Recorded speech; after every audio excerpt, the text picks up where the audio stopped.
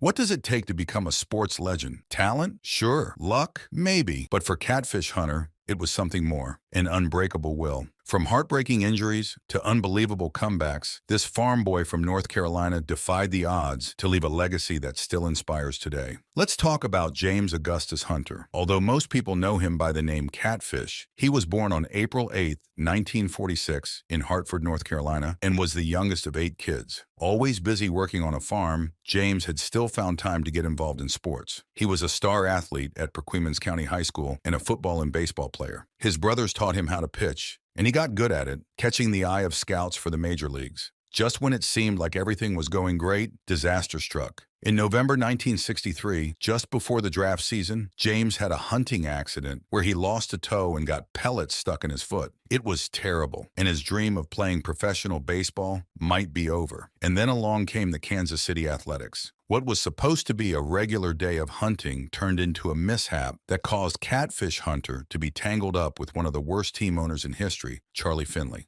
But what did Charlie Finley do to Catfish Hunter? Didn't he save his career? They took a chance on him, signed him, and sent him to the Mayo Clinic for surgery. He recovered in the barn of team owner Charlie Finley. Finally, on June 8, 1964, he signed with the A's for a cool $75,000. Although he missed the rest of the season and didn't pitch until his debut in the Florida Instructional League that September, he was ready to go. In 1965, Finley decided that James needed a catchy nickname, like Catfish. There's a tall tale about his relatives calling him that after finding him with a string of catfish, but that's pretty much all there is to it. The nickname stuck, adding a bit of colorful lore to his story. Catfish made some big moves and wowed everyone on the baseball pitch. He went directly to the major leagues and bypassed the minor leagues. He had his first appearance in the major league in May 1965. That same year, he made his first victory by July at Fenway Park. His stardom escalated when he was part of the All-Star team in 1966 and 1967. The A's moved to Oakland in 1968, where Catfish pitched the 9th perfect game in MLB history against the Minnesota Twins.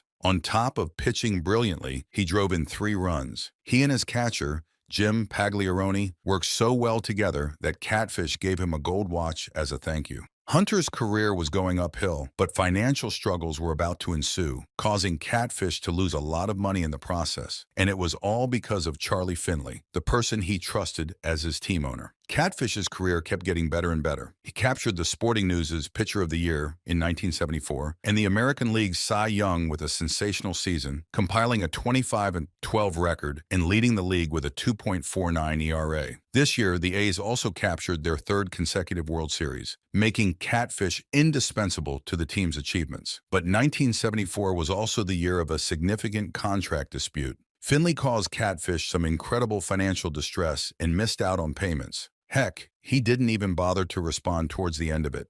Dark clouds always have a silver lining. For Hunter, the silver lining was that he became baseball's first free agent. And towards the end of his legal battles with Finley, Catfish went from rags to riches. The trouble started that offseason when Hunter tried to get a loan from North Carolina banks, but was told he couldn't continue without making the trip. Finley refused to give him the time off, and Hunter blamed his inability to sleep in the slow start on the field on the conflict. By the end of the 1970 season, Hunter was just 2 games from a 20-win season and blamed Finley's constant pressure for his performance downturn. Catfish's financial problems were starting to settle in, and he felt it.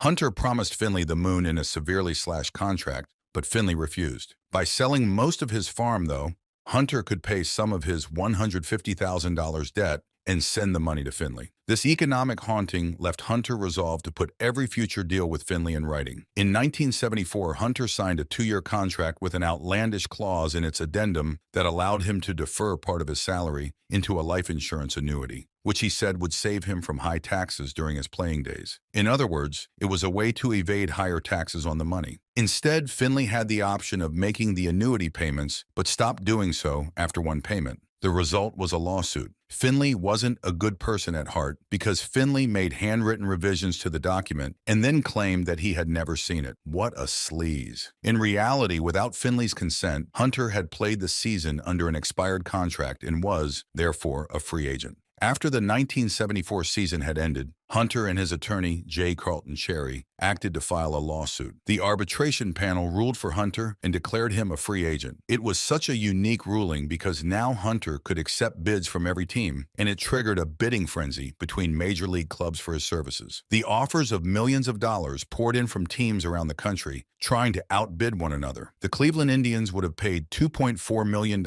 over 10 years. The Kansas City Royals wanted to provide lifetime payments and perks. Hunter was prepared to go to the San Diego Padres before a last conversation with Yankees scout Clyde Klutz. On December 31, 1974, Hunter flew to New York and signed that groundbreaking 5-year, $3.5 million contract with the Yankees, including deferred money plus add-ons. The contract went out in newspapers and truly started free agency in baseball, changing the sport forever. Catfish was steady and consistent, leading the way for the New York Yankees to take 3 straight pennants from 1976 to 1978. He was only the 4th pitcher to ever notch 200 wins before turning 31, putting him in company with legends like Cy Young and Walter Johnson. This led to a tremendous amount of respect and admiration in baseball. But what happens when a star's health starts to fail? How does a champion deal with unexpected challenges off the field? Unfortunately, arm injuries and a diagnosis of diabetes began to slow him down in 1978. But Catfish was not a quitter. He remained a key player for the Yankees until his retirement in 1979 at just 33 years of age. By the end of his career, he had managed to win 224 games and had appeared in 6 World Series, winning 5 of them. What if diabetes was only the beginning of the fight? What if there was something greater waiting around the corner? He returned to his farm in Hertford, growing soybeans, corn, peanuts, and cotton after retiring. He also became a speaker for diabetes awareness by visiting various places to help others manage the disease. However, his career was cut short when he learned in the late 1990s that he had ALS Lou Gehrig's disease. He died on September 9, 1999, at the age of 53. There's more to Catfish's story, however. He was graced into the Baseball Hall of Fame in 1987, and since he loved both the A's and the Yankees, he opted not to have a logo on his Hall of Fame cap. The Oakland Athletics retired his number 27 in 1991. In 2004, the team initiated a Catfish Hunter Award. His legacy is also marked by different events, which the teams carry out every year to bring awareness of the disease and money that will help investigate the disease. Teammates and owners will never forget him as a great player, but even a better person. His former teammate Reggie Jackson described Catfish as a fabulous human being and a man of honor. To Yankees owner George Steinbrenner, he was the cornerstone of the Yankees' return to championship form. "We were not winning before Catfish arrived. He exemplified class and dignity, and he taught us how to win," Steinbrenner said. Lou Piniella, another teammate, remembered how down-to-earth and funny Catfish was, quite remarkable for one of the highest-paid players of his era. Catfish's impact on baseball and the people around him was huge. In 1990, he was honored by being inducted into the Bay Area Sports Hall of Fame. The Jim Catfish Hunter Memorial in Hartford and an annual softball game in his name have raised over $200,000 for ALS research and awareness since 1999. In 2018, his widow Helen accepted his induction into the Oakland Athletics Hall of Fame. This ensures that his legacy continues to inspire many. Catfish's contributions to baseball and his community are a powerful reminder of the difference one person can make, both on and off the field. That wraps up the legendary career of Catfish Hunter. Injuries didn't stop him from living, but he ultimately succumbed to a severe neurodegenerative disease. Catfish Hunter was a legend, and he'll live forever in the Hall of Fame. And that's a wrap. Make sure to like, subscribe, and turn notifications on for more baseball icon stories.